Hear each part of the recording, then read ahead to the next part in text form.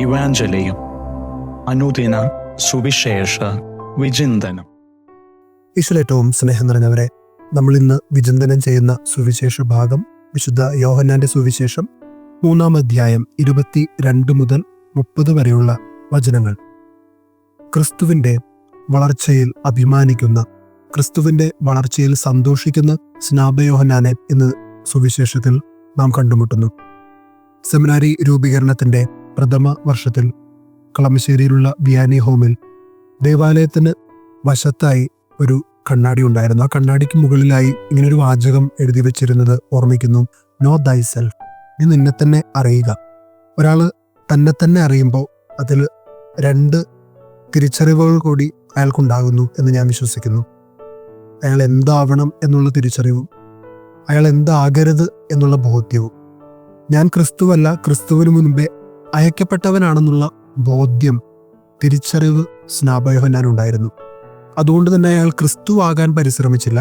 പകരം താൻ എന്തിനു വേണ്ടിയാണോ വിളിക്കപ്പെട്ടിരിക്കുന്നത്, അയക്കപ്പെട്ടിരിക്കുന്നത്, അതായി മാത്രം നിലനിൽക്കാൻ അയാൾ പരിശ്രമിച്ചു.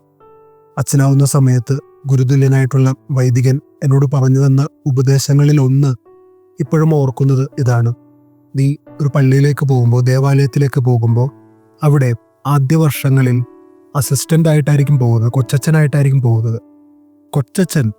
കൊച്ചച്ഛനായിട്ട് നിന്നാൽ മതി. സഹവികാരി എന്ന് പറയുന്നത് വികാരിയുടെ സഹകാർമ്മികനാണ്.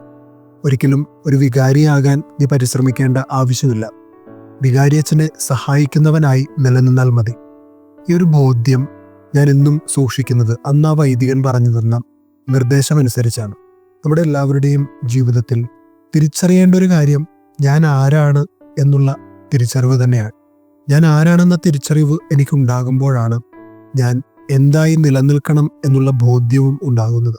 നമുക്കും നല്ല ബോധ്യങ്ങൾ ജീവിതത്തിൽ ഉണ്ടാകട്ടെ.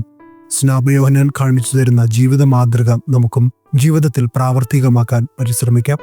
ആമേൻ.